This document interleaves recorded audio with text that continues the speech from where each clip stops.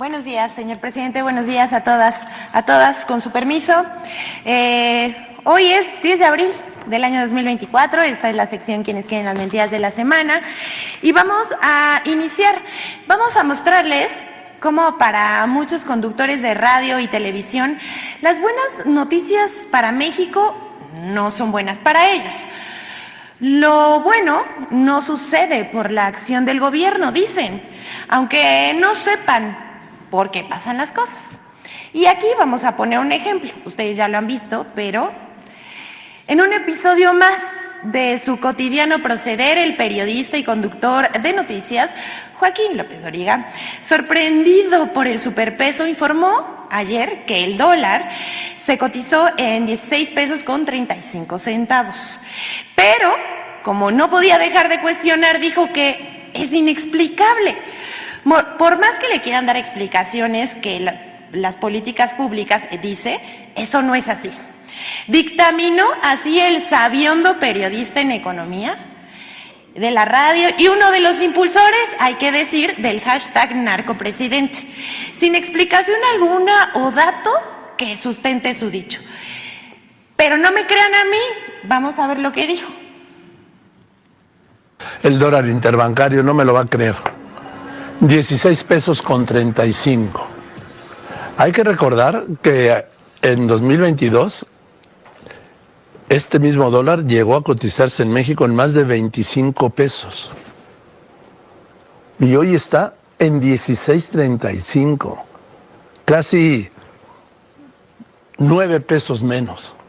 Es inexplicable.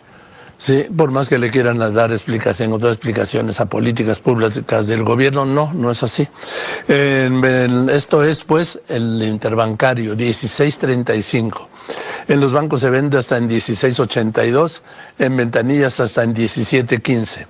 Un euro en el mundo se vende en $1.08 y en México un euro se vende en 19 pesos con 84. ¿Cómo lo ven?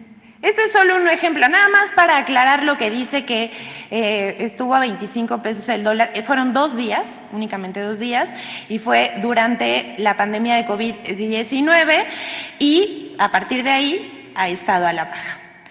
Esto es solamente un ejemplo de cómo funcionan los comentarios editoriales de las noticias en radio y televisión privadas, donde los conductores hacen la crítica al gobierno con cualquier pretexto.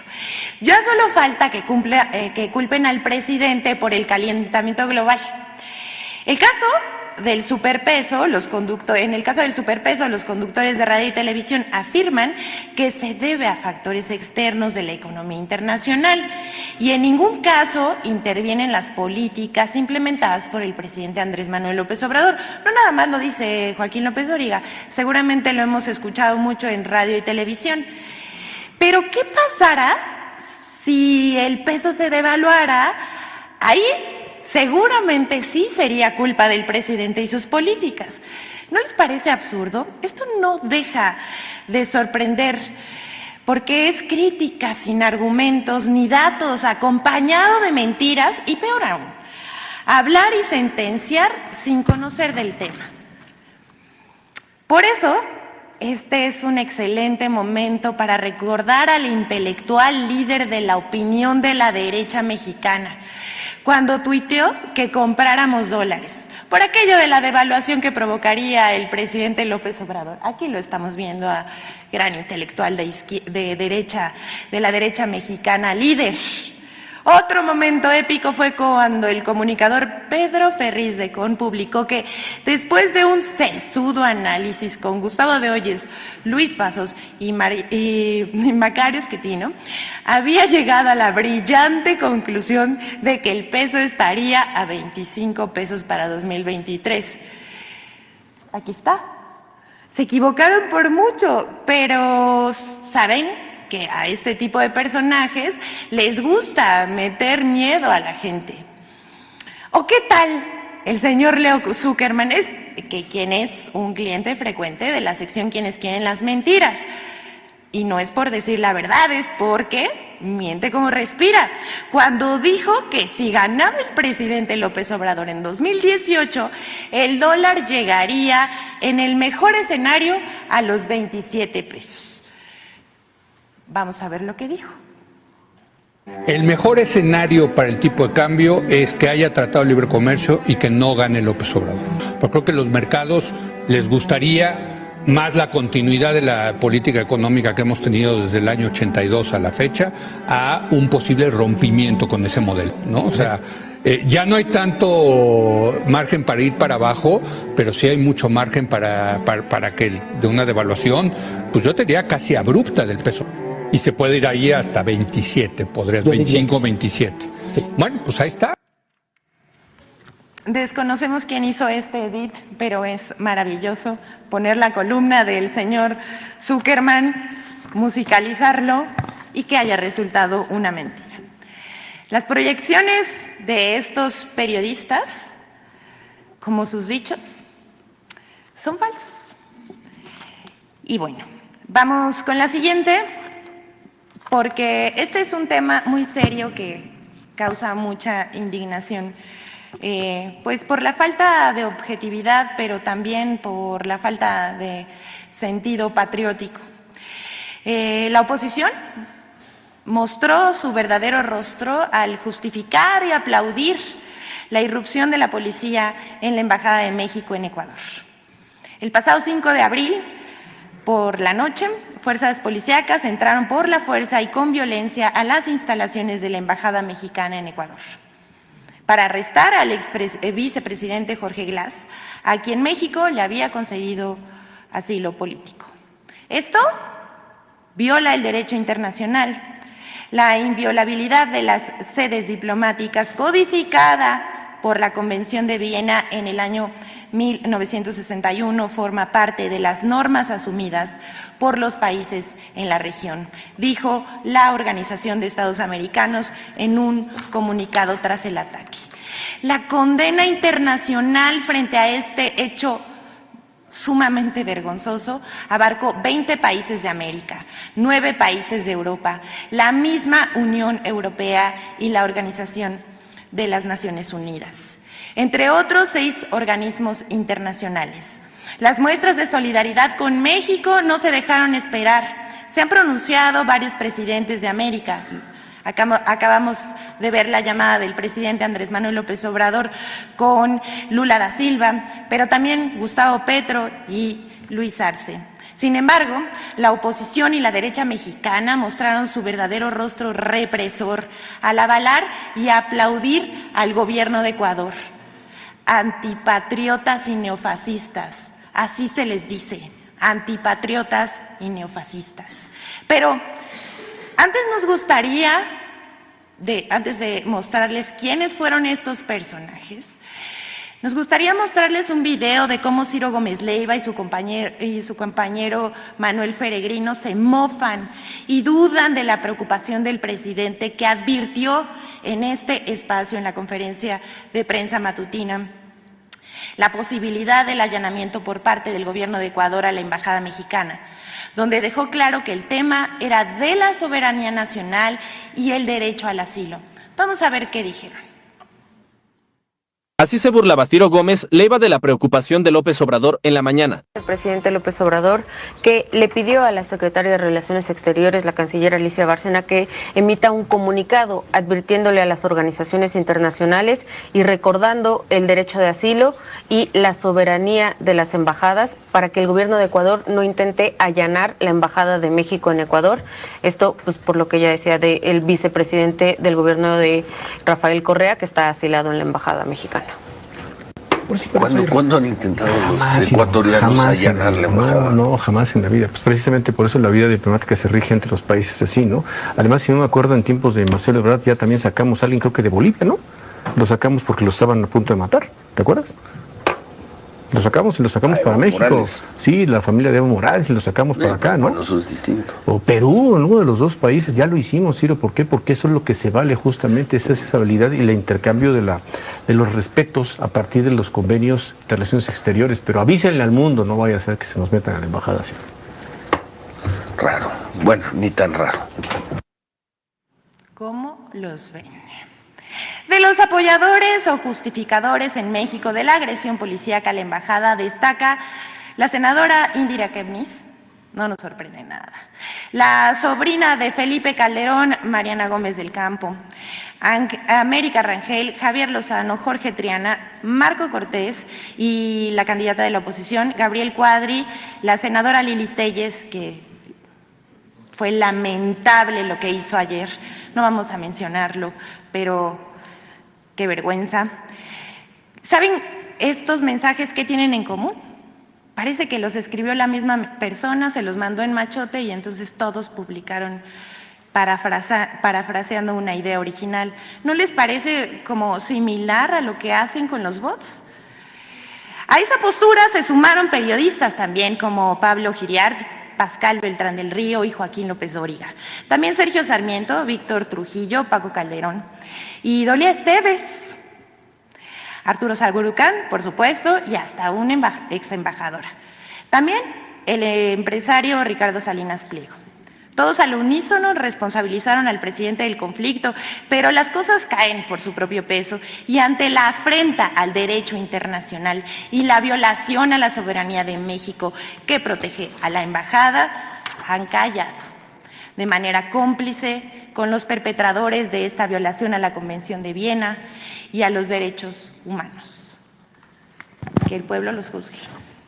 Hasta aquí el quienes quieren las mentiras, pero vamos a presentar un pequeño botón de muestra en ya el quienes quieren los bots, de cómo se genera la guerra sucia contra la familia del presidente con ataques y mentiras.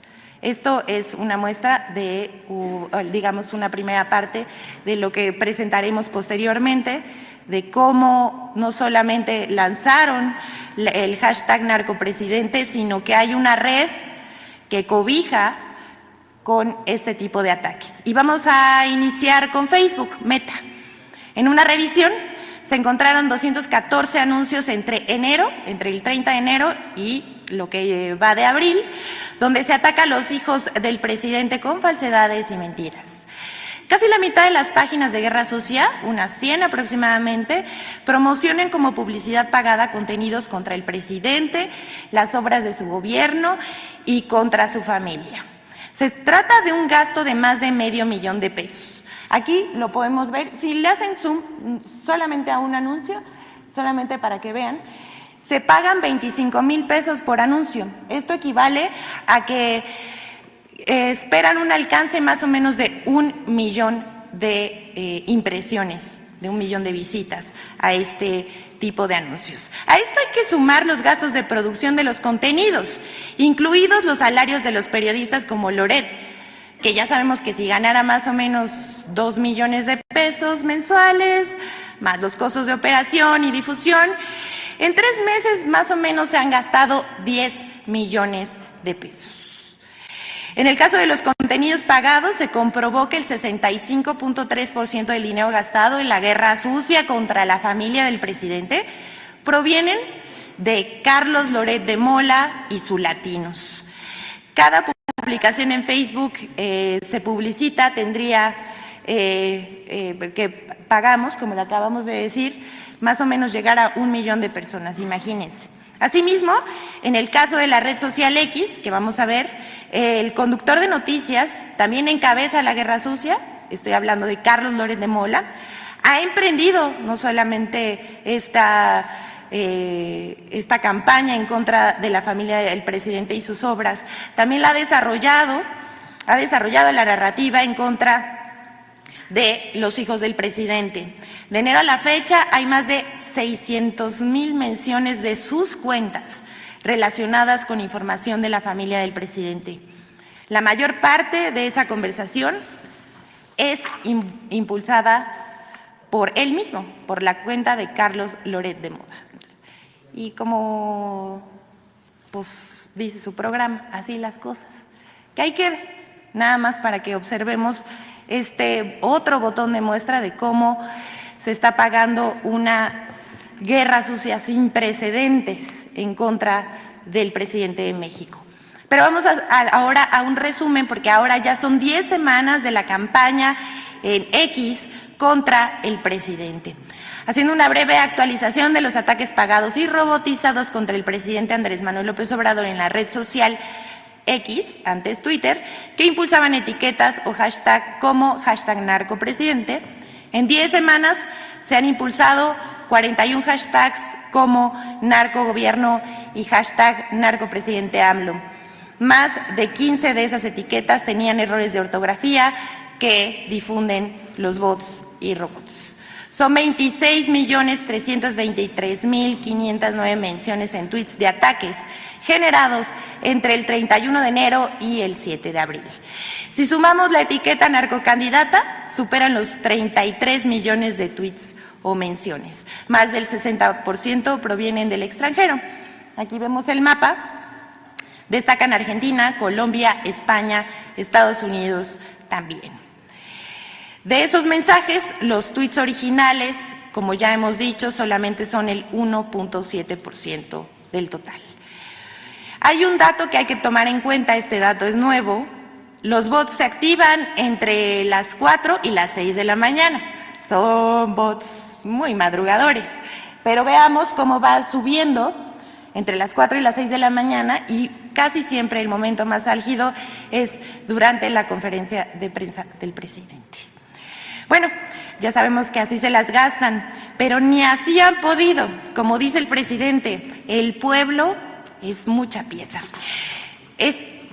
Miren, no se vayan a enojar, pero les vamos a mostrar cómo esta campaña no les está funcionando. Porque está la encuesta del Heraldo, aquí vemos que la aceptación del presidente es del 71%. No se vayan a enojar más de lo que ya están. Por último, llegamos a la parte de la colaboración con Infodemia, que abordará las mentiras diseminadas en torno a la irrupción de la policía de la embajada mexicana en Ecuador y la postura del gobierno del presidente Andrés Manuel López Obrador. Vamos a ver.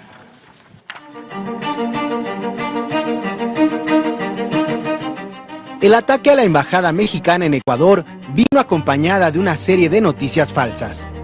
1. Falso que México no podía otorgar asilo político al ex vicepresidente Jorge Glass.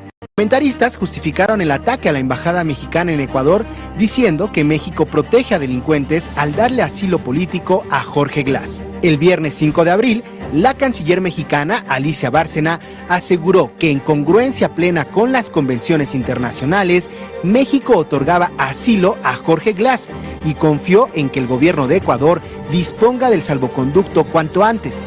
Además, el 7 de abril, la canciller mexicana declaró que el gobierno de Brasil había informado que la acusación por presunta corrupción en el caso Odebrecht contra Glass no estaba vigente. Tuvimos noticias de que el Tribunal Federal de Brasil había ya eximido a Jorge Glass de las acusaciones de Odebrecht, así es de que esa acusación no estaba vigente. 2. Falso mensaje del presidente López Obrador tras invasión a la Embajada de México en Ecuador. El 6 de abril, usuarios de redes sociales publicaron un video del presidente López Obrador asegurando que se refería al ingreso de la policía ecuatoriana a la Embajada de México en ese país. Sin embargo, el video original corresponde al 10 de enero de 2024, cuando el mandatario mexicano se refirió a la irrupción de un comando armado en el canal TC Televisión de Ecuador. 3. Falso que el ex vicepresidente de Ecuador, Jorge Glass, regresó a la embajada mexicana en Quito. Horas después de que Jorge Glass fuera sustraído de la embajada de México en Quito, una cuenta apócrifa del ex vicepresidente de Ecuador publicó información falsa que aseguraba que estaba de vuelta en la embajada mexicana. 4. Falso que Ecuador prohibió toda operación aérea privada y comercial con México. La Dirección General de Aviación Civil del Ecuador aseguró que es falso que haya prohibido toda operación aérea privada y comercial con México, como llegaron a afirmar usuarios de redes sociales. Infodemia. Señor presidente, que todas y todos tengan un buen día.